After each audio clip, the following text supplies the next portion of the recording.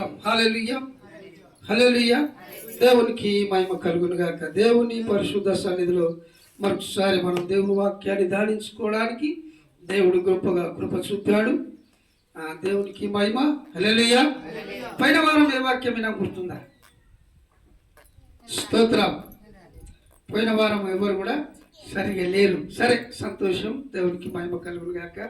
చూద్దాం దేవుని వాక్యంలో నుంచి కొరింథీయులకు రాసినటువంటి మొదటి కొరింథీయులకు రాసినటువంటి పత్రిక 10వ అధ్యాయం 4వ వాక్యం.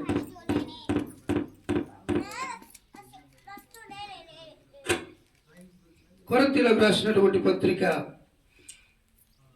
10వ అధ్యాయం 4వ వాక్యం. ఒక్క నిమిషం చెప్తా. 152 అంటే చూడండి. స్తోత్రం.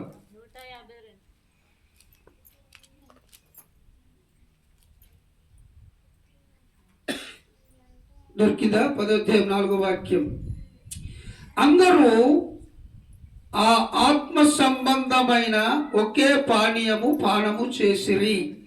ఏలయనగా తమ్మును వెంబడించిన ఆత్మ సంబంధమైన బండలోనిది త్రాగిరి. ఆ బండ క్రీస్తే. ఏలయనగా ఆత్మ సంబంధమైన బండ త్రాగిరి. దేవునికి మహిమ కలుగును గాక. ఏమి తాగారు, ఎట్లా తాగారు, ఎందుకు తాగారు, ఎక్కడ తాగారు, ఈ బండలోని నుంచి ఏమొచ్చింది, దేని గురించి మాట్లాడుతున్నాడు, ఈ వాక్య భాగంలో దేని గురించి మనం తెలుసుకుంటున్నాం, ఈ మాట్లాడుతున్నటువంటి ఈ సందర్భము, ఈ ఆలోచన దేని గురించి మాట్లాడుతున్నాడు. హల్లెలూయా. మాట్లాడద్దు, మరొకరు మాట్లాడద్దు, అల్లరి చేయొద్దు. దేవునికి మహిమ కలుగును గాక. దేవుడు మాట్లాడుతున్నప్పుడు శ్రద్ధగా వినాలి. దేవుని మాటలు శ్రద్ధగా వినాలి, ఆలకించాలి. పిల్లలు, స్తోత్రం. 10వ అధ్యాయం 4వ వాక్యములో ఏలయనగా తమ్మును వెంబడించిన ఆత్మ సంబంధమైన బండలోనిది త్రాగిరి. ఆ బండ క్రీస్తే. వారిని ఈ బండ ఎప్పుడు వెంబడించింది, ఎందుకు వెంబడించింది, ఎలా వెంబడించింది, వెంబడించడానికి గల కారణం ఏంటి? ఇశ్రాయేలు ప్రజలను ఐగుప్తు నుంచి విడిపించిన తర్వాత వారు అరణ్యములో నడుస్తూ ఉన్నప్పుడు వారిని ఈ బండ వెంబడించింది అని రాయబడింది. చూద్దాం. నిర్గమకాండం 17వ అధ్యాయం 6వ వాక్యం. నిర్గమకాండం. దేవునికి మహిమ కలుగును గాక. నిర్గమకాండం 17వ అధ్యాయం 6వ వాక్యం. దొరికిందా? స్తోత్రం. 17వ అధ్యాయం 6వ వాక్యం.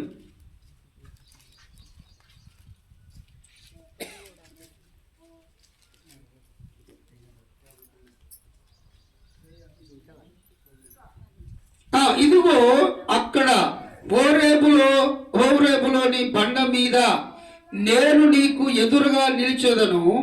నీవు ఆ బండను కొట్టగా ప్రజలు త్రాగుటకు దానిలో నుండి నీళ్లు బయలుదేరునని మోషేతో సెలవీయగా మోషే ఇశ్రాయేలీయుల పెద్దల కన్నుల ఎదుట అట్లు చేసెను. ఎట్లా చేశాడు? ఇక్కడ దేవుడు సెలవిస్తున్నటువంటి మాట. ఇశ్రాయేలు ప్రజల అరణ్యములో నడుస్తూ ఉన్నప్పుడు ఇదిగో నీకు ఎదురుగా కనబడుతున్న బండ మీద నేను ఉంటాను. ఆ బండను నువ్వు కొట్టగా అందులో నుంచి నీళ్ళు వస్తాయి, వాళ్ళు తాగుతారు అని సెలవిచ్చాడు. హల్లెలూయా. అదే ప్రకారము యోహాను సువార్తలో ఒక స్త్రీ ఉంటది. సమరయ స్త్రీ గురించి మనం విన్నాం. ఆ స్త్రీ బాయికాడికి వెళ్ళి మిట్ట మధ్యాహ్నం ఇదే సమయానికి బాయికాడికి వెళ్ళి నీళ్లు చేదుకోవడానికి వెళ్ళినప్పుడు యేసుక్రీస్తు ప్రభుల వారు కూడా అక్కడికి వెళ్ళాడు. అక్కడికి వెళ్ళి అమ్మ నాకు దాహం వేస్తుంది, నీళ్ళు ఇవ్వమని అడిగాడు. నీళ్ళు ఇవ్వమని అడిగితే, అయ్యా నువ్వు చూస్తే ఎక్కువ లెక్కున్నావు, నేనేమో తక్కువ కులబదాన్ని, మరి నేను నీళ్ళు ఇస్తే నువ్వు తాగుతావా అని చెప్పి అడిగింది ఆమె. అమ్మ అదంతా తెలియదు కానీ నాకు దాహం వేస్తుంది, నీళ్ళైతే ఇవ్వమని చెప్పి అన్నాడు. తర్వాత మాట్లాడుతూ ఉన్న తర్వాత, నీవు త్రాగే ఈ నీళ్లు మళ్ళీ దాహం అంటావు, దూపు వేస్తుంది, నీకు దూపు అవుతుంది ఈ నీళ్ళు తాగితే. అయితే నేనిచ్చే నీళ్ళు తాగితే నువ్వు దూపగొనవు అని చెప్పాడు ఆయన. హల్లెలూయా. ఆశ్చర్యపోయింది ఆమె. అద్భుతమైనటువంటి మాట వినగానే, అయితే ఆ నీళ్లు నాకు ఇయ్యయ్యా, ఇక్కడికి వచ్చి రోజు ఈ మధ్యాహ్నం పుట్టిడికి వచ్చి నీళ్ళు చేసుకోకుండా నేను ఇదంతా తిప్పల పడకుండా ఆ నీళ్ళేదో నాకు ఇచ్చేసేయి, నేను నా ఇంటికనే ఉండి తాగేస్తానని చెప్పి ఆయనతో అన్నది. ఆయనతో అన్నప్పుడు ఆయన చెప్పాడు మళ్ళొక మాట, యేసు ప్రభువు వారు ఏం చెప్పాడంటే, ఇంటికి వెళ్ళి నీ భర్తను తీసుకురా అని చెప్పాడు. హల్లెలూయా. ఇంటికి పోయి నీ భర్తను తోలుకొని రమ్మని ఆమెతో యేసు ప్రభువు వారు చెప్పారు. చెప్పినప్పుడు ఆమె ఉన్నది, నాకు భర్త లేడు అని చెప్పింది. హల్లెలూయా. సత్యమే మాట్లాడుతీవి అన్నాడు ఆయన. ఇంతకు ముందు 6 ఉండే, వారిని విడిచిపెట్టావు, మరొకడు ఉన్నాడు, అయినా వాడు నీ భర్త కాడు, నువ్వు సత్యం ఒప్పుకున్నావు కనుక నువ్వు సత్యమే మాట్లాడుతీవి అని యేసు ప్రభుల వారు ఆమెతో మాట్లాడతాడు. అంటే నేనిచ్చే నీళ్లు జీవజలం, ఈ జీవజలము ఈ ఊట నీలో నుంచి ఉబుకుతాయి. నువ్వు మళ్ళీ మళ్ళీ దాహం కొనవు, మళ్ళీ మళ్ళీ దూపేయదు, దానికోసం నువ్వు ఆరాట పడవు, దానికోసం నువ్వు తిప్పల పడవు, దానికోసము నువ్వు ఏ ఘోష ఏ శ్రమ పడని అవసరం లేదు. నేనిచ్చే నీళ్లు తాగితే, అంటే నేనిచ్చే నీటిని నువ్వు త్రాగినట్లయితే ఎన్నడూ కూడా తప్పికొనవు అని యేసుక్రీస్తు ప్రభుల వారు సెలవిచ్చారు. హల్లెలూయా. అదే మాట ఇక్కడ చెప్తూ ఉన్నాడు. నిర్గమకాండం 17వ అధ్యాయం 6వ వాక్యంలో ఆయన అదే మాట చెప్తూ ఉన్నాడు. ఇదిగో అక్కడ హోరేబులోని బండ మీద నేను నీకు ఎదురుగా నిలిచెదను, నీవు ఆ బండను కొట్టగా ప్రజలు త్రాగుటకు దానిలో నీళ్లు బయలుదేరునని మోషేతో సెలవిచ్చాను. ఇశ్రాయేలు ప్రజలు అరణ్యములో నడుస్తూ ఉన్నారు. దేవుడు ఐగుప్తు నుంచి విడిపించి ఎర్ర సముద్రము దాటించి నడిపిస్తూ ఉన్నప్పుడు, మేఘస్తంభముగా అగ్నిస్తంభముగా వాడుతూ ఉండి నడిపిస్తున్నప్పుడు ఆ ప్రజలు మోషే గారిని అడుగుతూ ఉన్నారు, అయ్యా మాకు తింటానికి తిండి లేదు, తాగడానికి నీళ్లు లేవు, ఈ అడవిలకు మమ్మల్ని చంపడానికి తీసుకొచ్చావా అని మోషేని అడిగినప్పుడు మోషే కోపం వచ్చింది. దేవుని అడిగినప్పుడు ప్రార్థన చేసినప్పుడు దేవుడు సెలవిచ్చాడు. ఏమని? నీవు ఎక్కడికైతే వస్తున్నావో నీకు ఎదురుగా ఒక బండ ఉన్నది, ఆ బండ మీద నేను ఉంటాను అని దేవుడు చెప్పాడు. చెప్పిన తర్వాత ఆ బండ కాడికి వెళ్ళి ఆ బండతో మాట్లాడమని చెప్తాడు లెక్కకైతే. కానీ మోషే వెళ్ళి ఆ బండను కొట్టగా బండలో నుంచి నీళ్ళు వచ్చాయి. హల్లెలూయా. ఇప్పుడు ఈ బండను మనం కొడితే నీళ్ళు వస్తాయంటరా? ఈ బండను కొడితే నీళ్ళు వస్తాయా? హల్లెలూయా. హల్లెలూయా. అయితే ఇక్కడ మనం నేర్చుకోవాల్సిన మాట ఏంటంటే, ఒకప్పుడు బండలాంటి హృదయం కలిగిన మనం, ఒకప్పుడు బండలాంటి బతికిన మనం, ఒకప్పుడు బండలాగా ఈ లోకంలో బ్రతికినటువంటి మనల్ని దేవుడు తన కృపతో కొట్టగా ఆయన జీవజలము మనలో ఊరేటట్లుగా చేశాడు. హల్లెలూయా. ఆయన కృప ఎంత గొప్పది అంటే, ఎంత విలువైంది అని అంటే, మనమెన్నడూ తప్పికొనకుండానట్లు, మనమెన్నడూ ఈ లోకానుసారమైనటువంటి ఇబ్బందులకు గురి కాకుండానట్లు ఆయన కృప అనేటువంటి జీవజలాన్ని మనకివ్వడానికి, నిత్య జీవజలమును మనకివ్వడానికి ఆయన ఇష్టపడ్డాడు. దేవునికి మహిమ కలుగును గాక. హల్లెలూయా. చూద్దాం దేవుని వాక్యంలో నుంచి మరొక మాట. సంఖ్యాకాండం 20వ అధ్యాయం 11వ వాక్యం. సంఖ్యాకాండం 20వ అధ్యాయం 11వ వాక్యం. స్తోత్రం.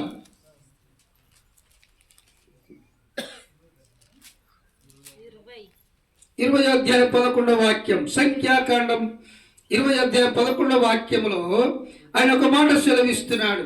ఏమని? అప్పుడు మోషే తన చెయ్యెత్తి 2 మార్లు తన కర్రతో ఆ బండను కొట్టగా నీళ్లు సమృద్ధిగా ప్రవహించెను, సమాజమును పశువులను త్రాగెను. హల్లెలూయా. మోషే ఎప్పుడైతే అరణ్యములో ఆ బండను కొట్టాడో ఆ బండలో నుంచి జలం బయలుదేరింది. అంటే ఎడారి లాంటి జీవితం, ఆ ఎడారి ప్రాంతం, ఆ అడవిలో, అక్కడ ఏమి లేనటువంటి స్థలములో, ఏమి దొరకనటువంటి ప్రాంతములో, ఏమి లేనటువంటి ప్రాంతములో మోషే దేవునితో ప్రార్థన చేయగా దేవుడు మోషేకు సెలవీయగా మోషే బండను కొట్టగా నీటిని ప్రవహింపజేశాడు. హల్లెలూయా. ఒకప్పుడు ఏమి లేని మన బ్రతుకుల్లో ఏ ఆశ లేని మన జీవితాల్లో, ఎటువంటి ఆ కృప లేని మన బ్రతుకుల్లో, ఎండిపోయిన ఎడారు లాంటి మన జీవితాల్లో, పాప నీచ నికృష్టమైనటువంటి మన బ్రతుకుల్లో తన కృప అనే నీటి జీవ జలాన్ని ప్రవహింపజేశాడు. హల్లెలూయా, హల్లెలూయా. ఆయన గొప్ప కృప అనే నీటిని, ఆయన ప్రేమ వాత్సల్యత అనే నీటిని మనకి ఇవ్వడానికి, ఆయన గొప్ప రక్షణ అనేటువంటి నీటిని మనకిచ్చి మనల్ని రక్షణలో నిలబెట్టి ఆయన పిల్లలుగా, ఆయన బిడ్డలుగా పిలిచేటువంటి గొప్ప కార్యాన్ని మన మధ్యలో చేస్తూ వస్తూ ఉన్నాడు. హల్లెలూయా. ఆయన చేసే గొప్ప కార్యం అతి విలువైంది. చూద్దాం కీర్తనల గ్రంథం 78వ అధ్యాయం 15వ వాక్యం. కీర్తనల గ్రంథం, స్తోత్రం స్తోత్రం స్తోత్రం, 78వ కీర్తన 15వ వాక్యం. అరణ్యములో ఆయన బండ్లను చీల్చి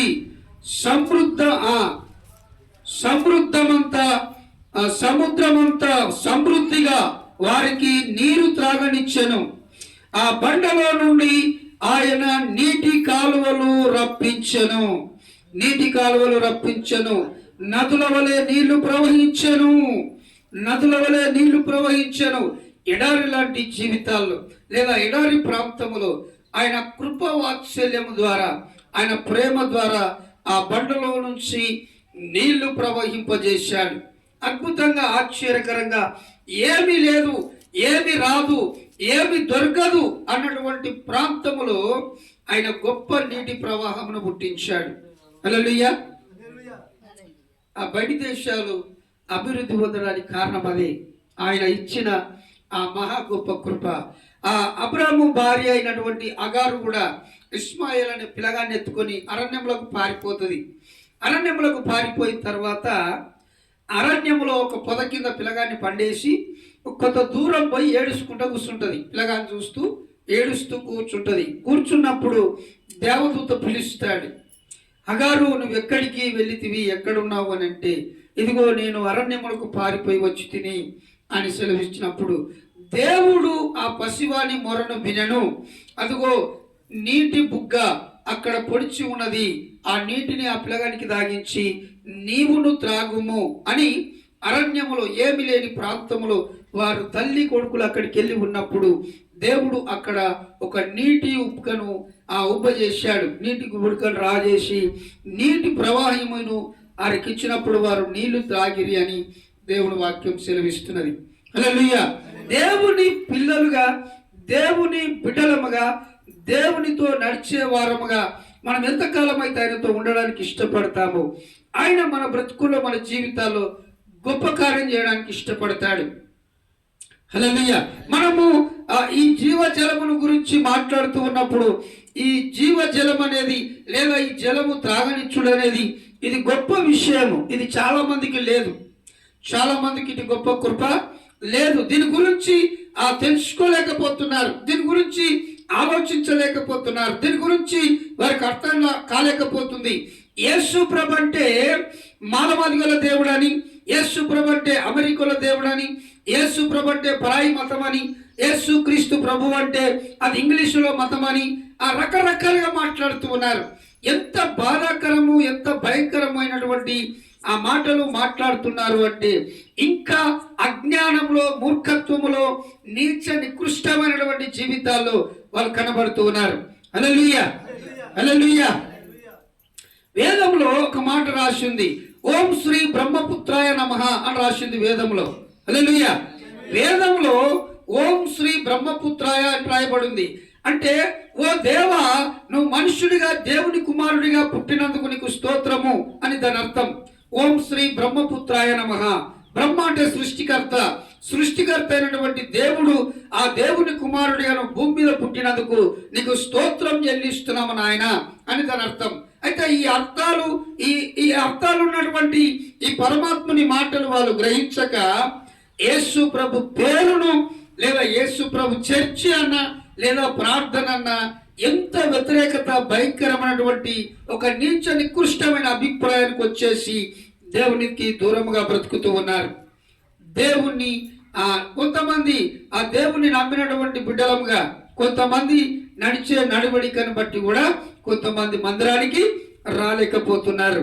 నమ్మినటువంటి వాళ్ళు చక్కగున్నారా, వాళ్ళంతా సరిగా వస్తున్నారా, వారు సరిగా ప్రార్థన చేస్తున్నారా అని పోల్చుకుంటున్నారు. ఒకరి భక్తి ఒకరితో పోల్చుకుంటున్నారు. ఎంత దుర్మార్గము, ఎంత బాధకరము అని అంటే ఆ దుఃఖము, వేదన కలుగుతూ ఉన్నది. హల్లెలూయా.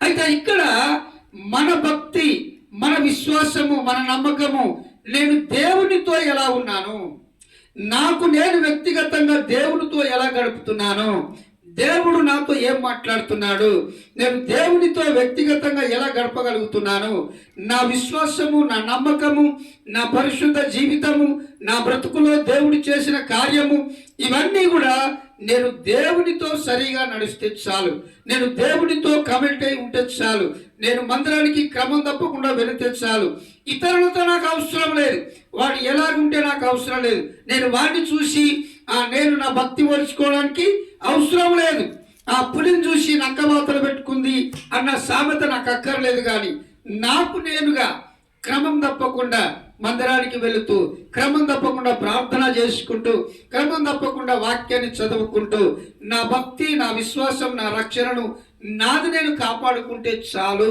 అనేటువంటి స్థితిలోకి, అట్టి ఆలోచనలోకి మనం వచ్చినప్పుడు మనల్ని చూసి ఇంకొక వ్యక్తి నిజమే, ఇతడు దేవుని నమ్మిన బిడ్డగా జీవిస్తున్నాడు అని వారు తెలుసుకోవాలి. హల్లెలూయా. కానీ కొంతమందిని బట్టి కొంతమంది తిడుతూ ఉన్నారు. యేసు ప్రభు నమ్ముకున్నారు, పేరుకు యేసు ప్రభు పేరు చెప్పుకుంటున్నారు, కానీ ఆయనను బదనాం చేస్తూ ఉన్నారు, ఆయన నామానికి అవమానం చేస్తూ ఉన్నారని తిడుతూ ఉన్నారు. దేవునికి మహిమ కలుగును గాక. అంటే అటువంటి జీవితము, అటువంటి బ్రతుకు నువ్వు బ్రతకాలని దేవుడు ఇష్టపడలేదు.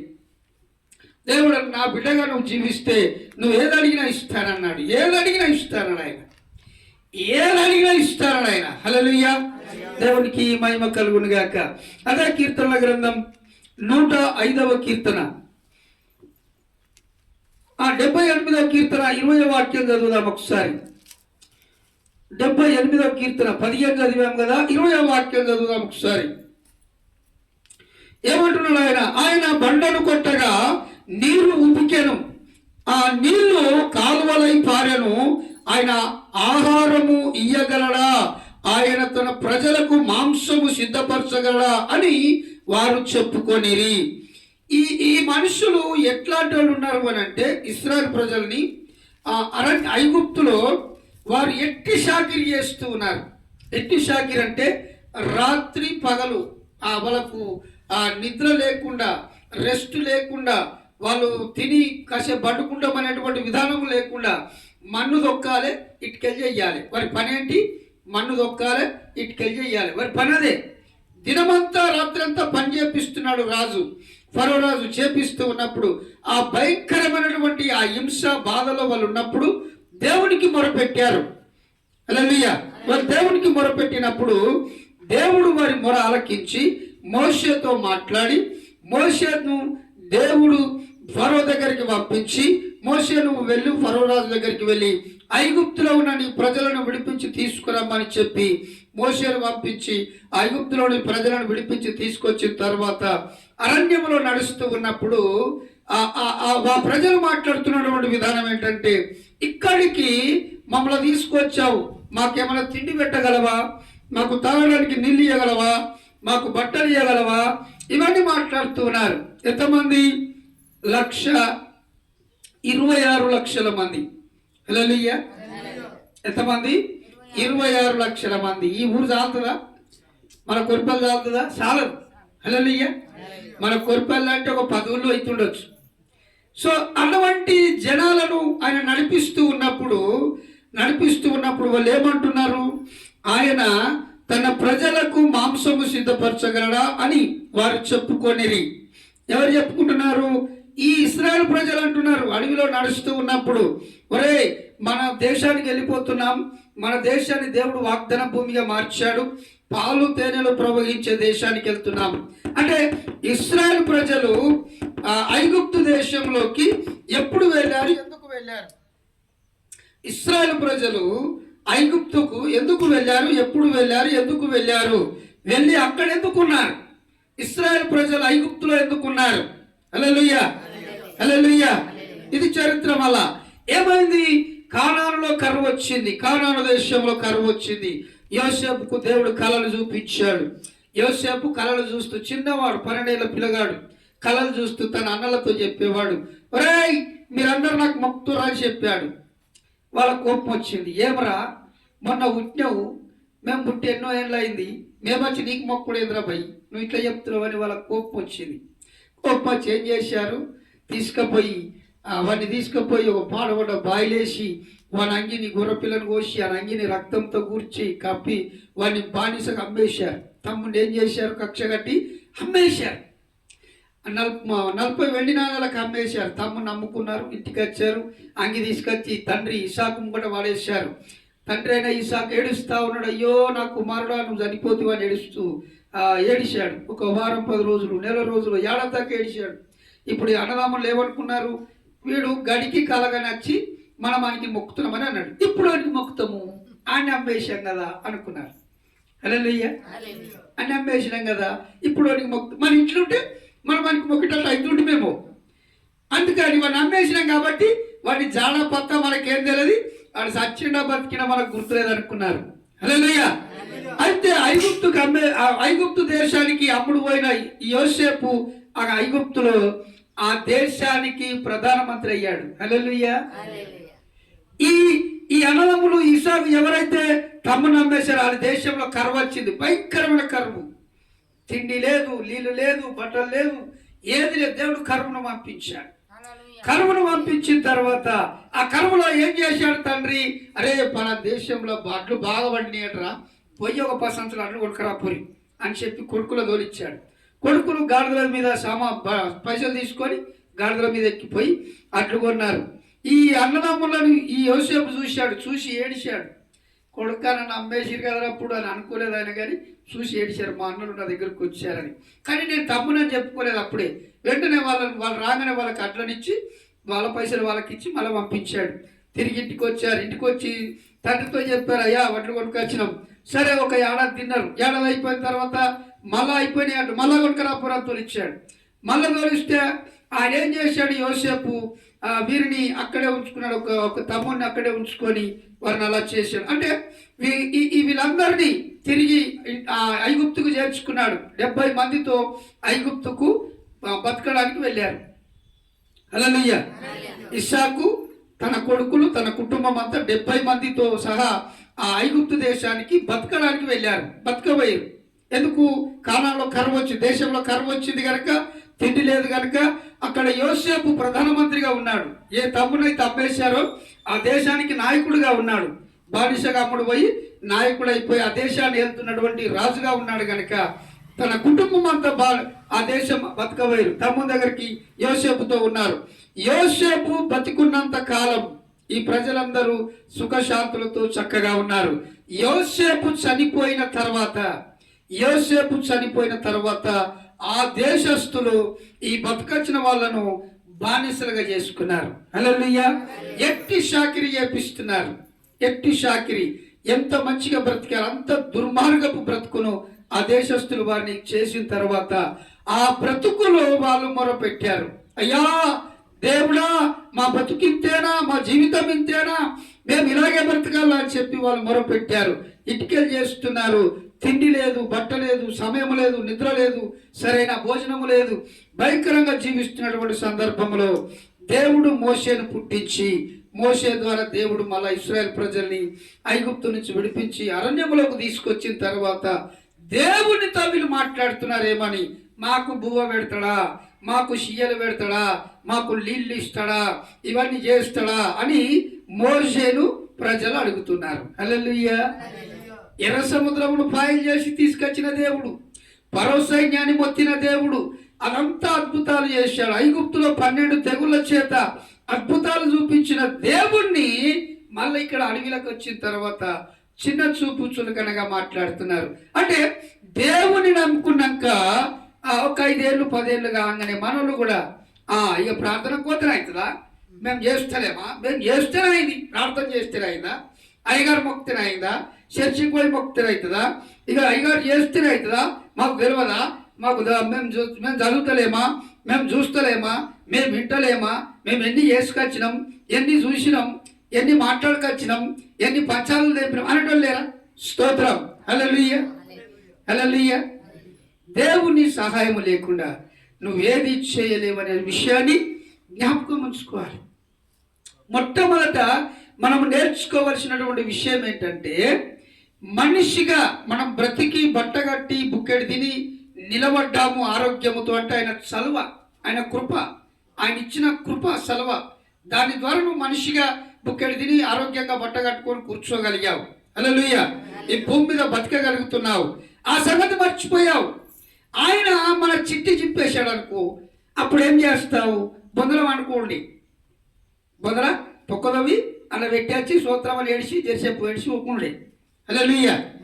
మరి నువ్వు బతుకున్నావంటే దేవుని కృపణ సంగతి మర్చిపోయి నేను చేసిన అనే గర్వము చేత విర్రవి కూడా తప్పితే ఏమీ లేదు.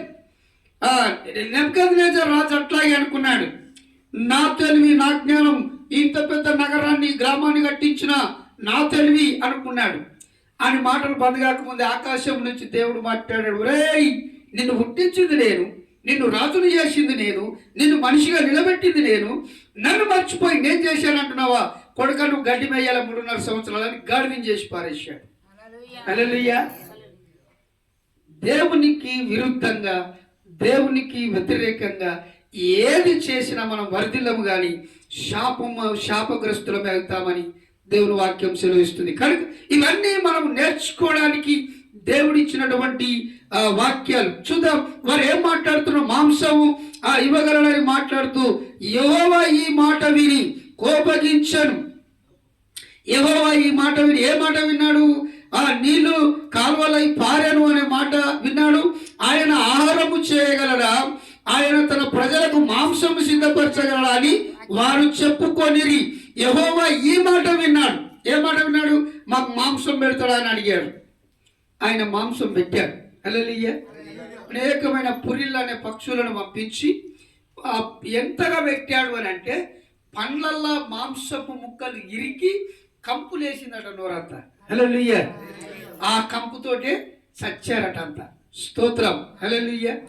అవును, వాక్యంలో రాసింది 26 లక్షల మందికి ఆ వాగ్దాన భూమికి చేరింది ఇద్దరు మాత్రమే ఆ దేశానికి చేరారు. అందరూ అడవిలోనే చచ్చిపోయారు. ఎందుకని? దేవుని మీద సనగడం గుణగడం ద్వారా.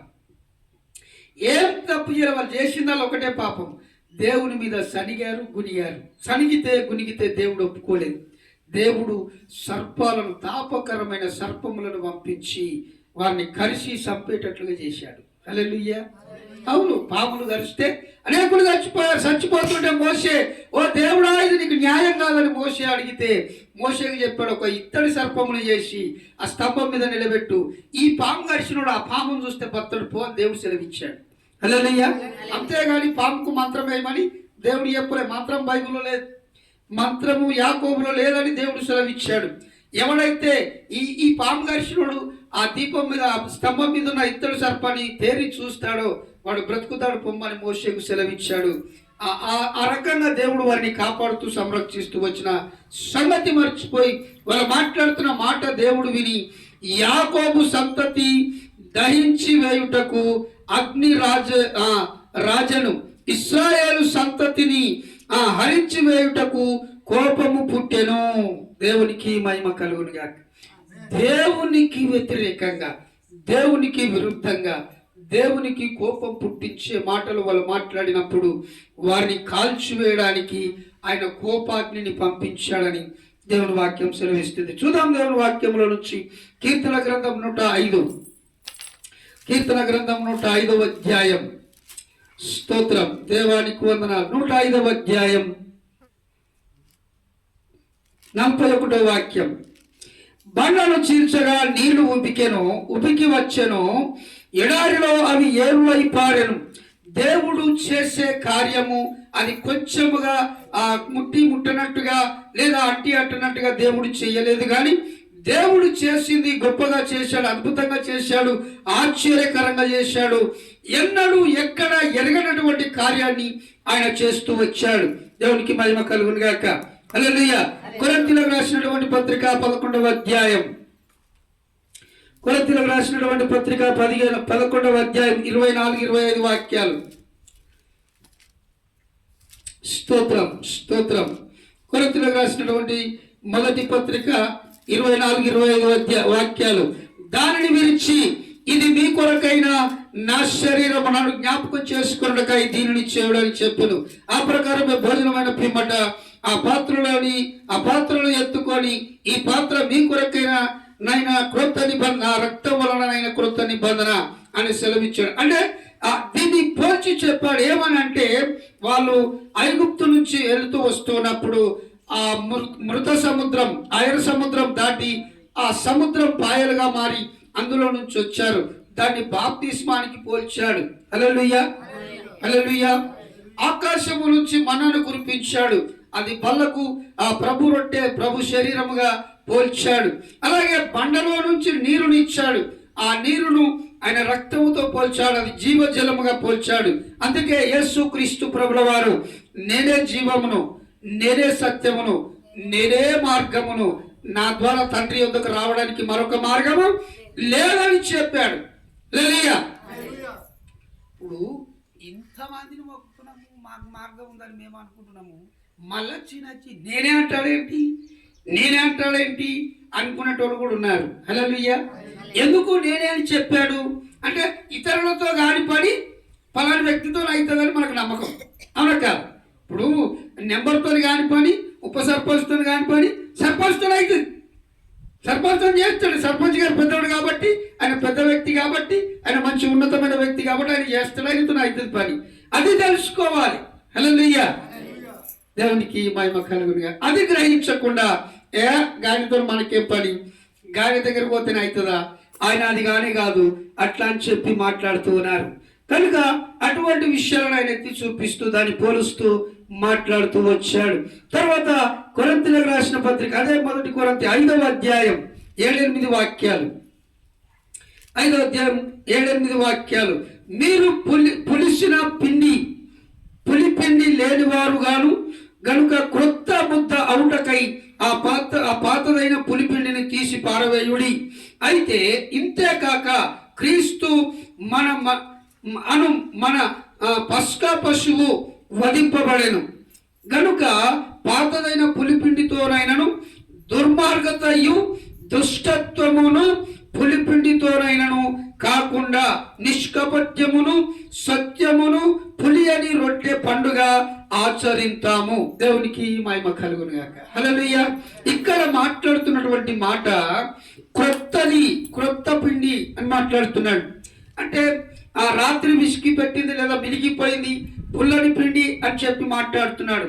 పులిపిండి అనగా, పులిపోయిన పిండి అనగా పాత జీవితం. మనలో ఇంకా ఏదైనా పాత అలవాట్లు, పాత నడవడిక, పాత మాటలు, పాతది ఏదైనా ఉంటే దాన్ని తీసివేసుకోమని మాట్లాడుతూ ఉన్నాడు. ఏంటిది? పాతదైన పులిపిండితోనైనను దుర్మార్గతయు దుష్టత్వమును పులిపిండితోనైనను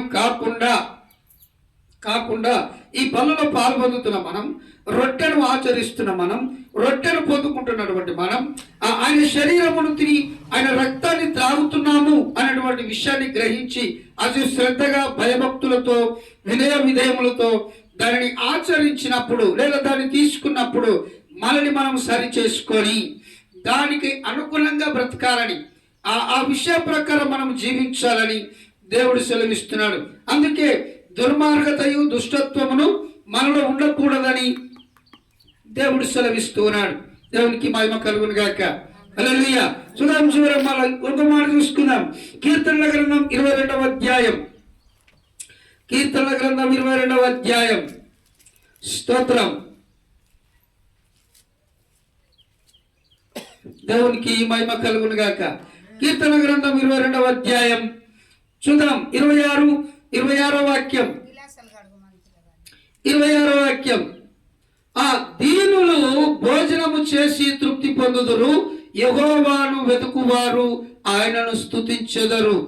మీ హృదయములు తెప్పరిల్లి నిత్యము బ్రతుకును. దేవునికి మహిమ కలుగును గాక. మీ హృదయములు ఎప్పుడు దీనులు అంటే ఆ పూట భోజనం దొరికితే వాడు ఎంతో సంతోషించి ఆహారం ఆ భూవదిని ఆ పూట ఆ భోజనం చేసి సంతోషించి ఆనందించేటువంటి వాడుగా ఉంటూ ఉన్నాడు. కనుక మరొక మాట 29వ వాక్యం ఏం చెప్తున్నాడు? భూమి మీద ఆ వర్ధిల్లుచున్న వారందరూ అన్నపానములు పుచ్చుకొనుచు పస్కా ఆ నమస్కారము చేసెదరు. తమ ప్రాణము కాపాడుకొనలేక ఆ మంటిపాలగు వారందరూ ఆయన సన్నిధిని మ్రోకరించెదరు. దేవునికి మహిమ కలుగును గాక.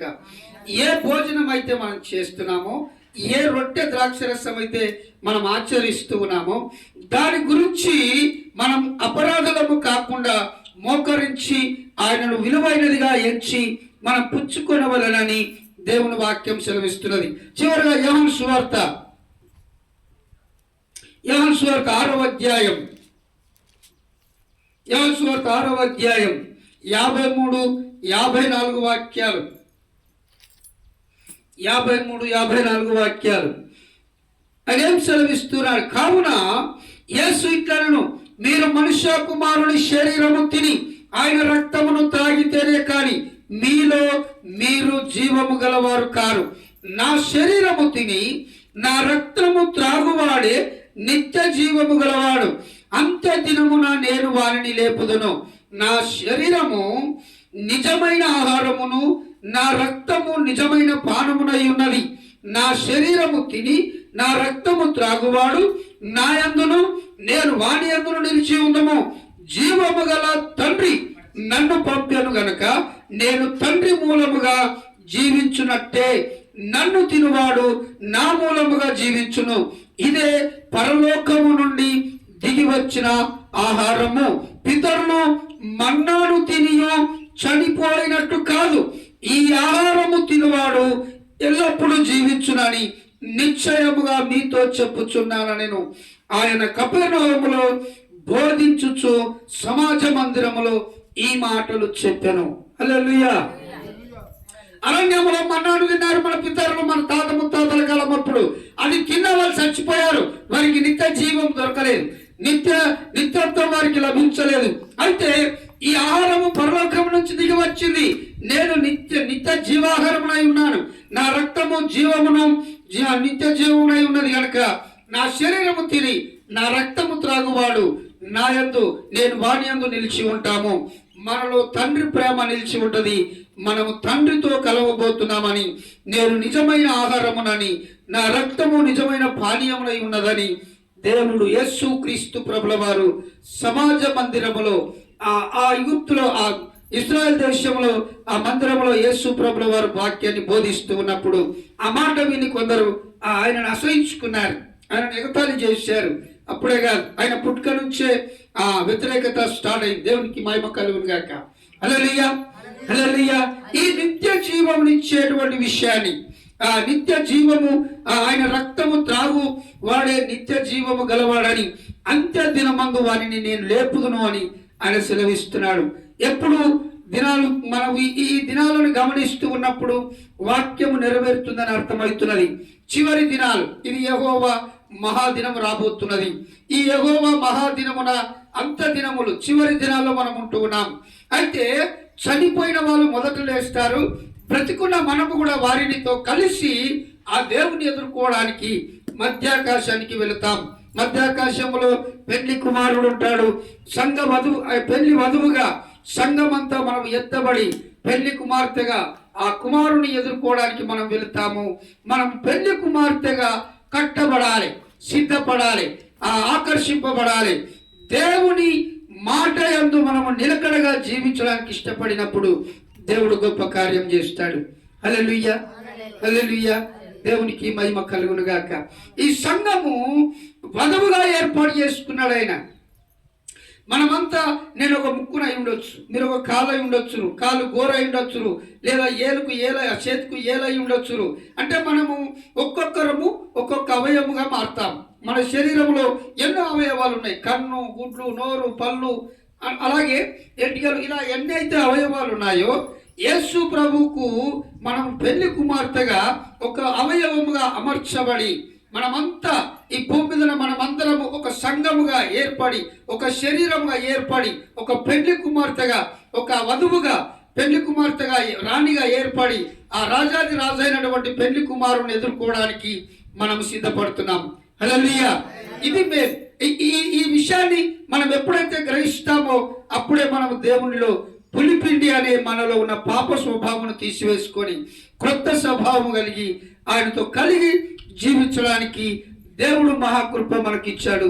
దేవుడి కొద్ది మాటలు దీవించి ఆశీర్వదించునుగాక. ఆమేన్.